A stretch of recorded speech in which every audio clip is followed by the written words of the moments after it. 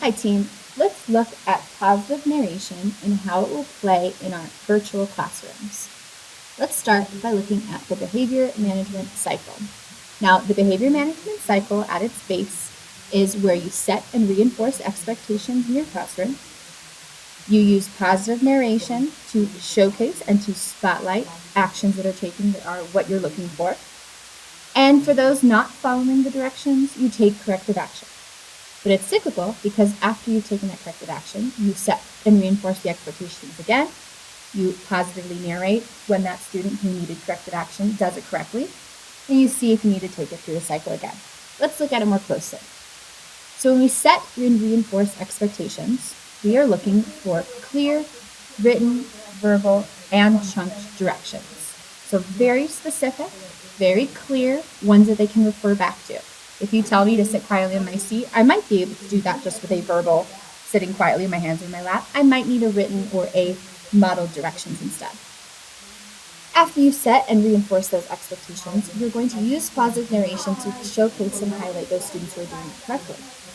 So for instance, Sarah is following along with me on Zoom. Her eyes are tracking me and she's awaiting directions. Those are a positive narration that I could be giving to those who are following the directions specifically and correctly.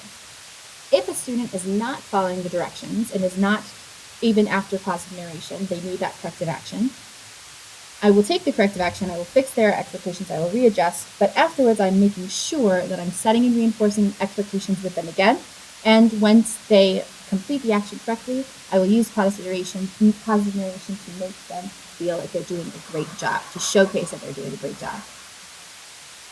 So what is positive narration in general? Let's look at this definition. Take a second to read it to yourself.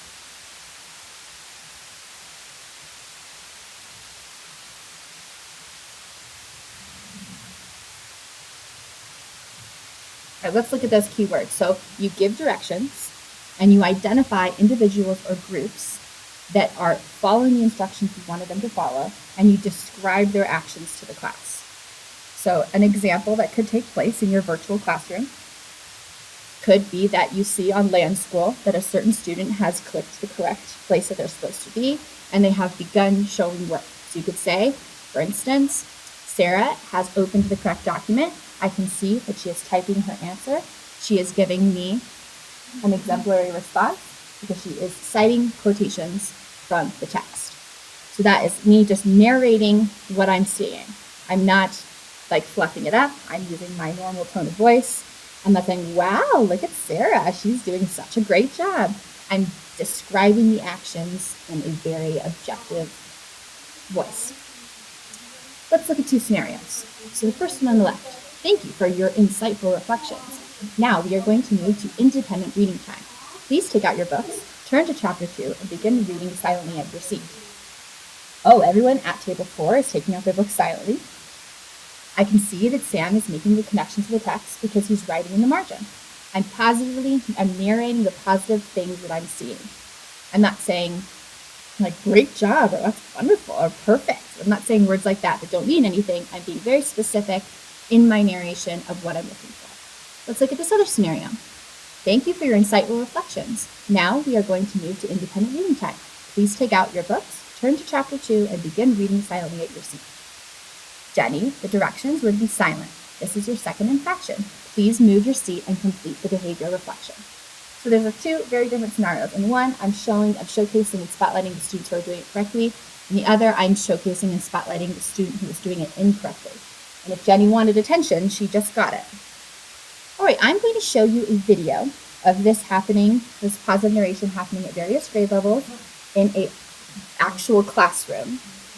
We, because of resources, haven't had a recording of somebody doing it in a virtual classroom, but I want you to try to apply those examples that you see to what you would do in the normal classroom. Let's watch that video now.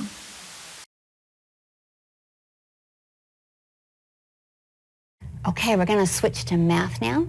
You're going to go silently to your seats. Your math board is ready to go. So when I give the signal, you're going to walk silently to your desk, sit down, pick up your marker, and show me that you're ready. 1, get ready. 2, stand up. Emily's up, silent, tracking me to see what the next direction is. 3, go to your desk, pick up your marker, show me that you're ready to go. Emily's going to her desk silently. Haram's already sitting down. Vanessa has her marker in the air, ready to go. We are getting ready to walk ourselves through how to identify the tone. Open up your notes notebook to page 17 at a voice level 0. 5, 4, 3. Chimera is opening up her notebook. 2. Terrence is opening his notebook. Alvin is at 0. 1. I will work with the group in the front.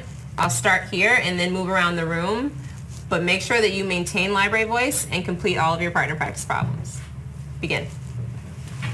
Keisha turn to her partner Courtney. Desron is using library voice. What do the coordinates represent? Chanel is using library voice. So then okay. What do these coordinates represent? Where do you see 3 and 6 in your table? Okay, good. Mikhail and Reynald are using library voice. Tevin, Maria, and Lily are reading their questions. Mariana and Lasidi are talking to each other in a level 1 voice and answering the questions. If you hear me clap once, you hear me clap twice, go ahead and put your Chromebooks back at a 45-degree angle. Excellent. Montserrat's eyes are tracking me. Miguel is looking at me. He's ready to move on. Let's look at the first question. So we'll be able to put this up in the classroom for reference later on when we learn more and more about plot structure and conflict. All right, so I have Devin is still working independently at a voice level 1. Christian is working at a voice level 1. Okay, so we're using the Lion King, right?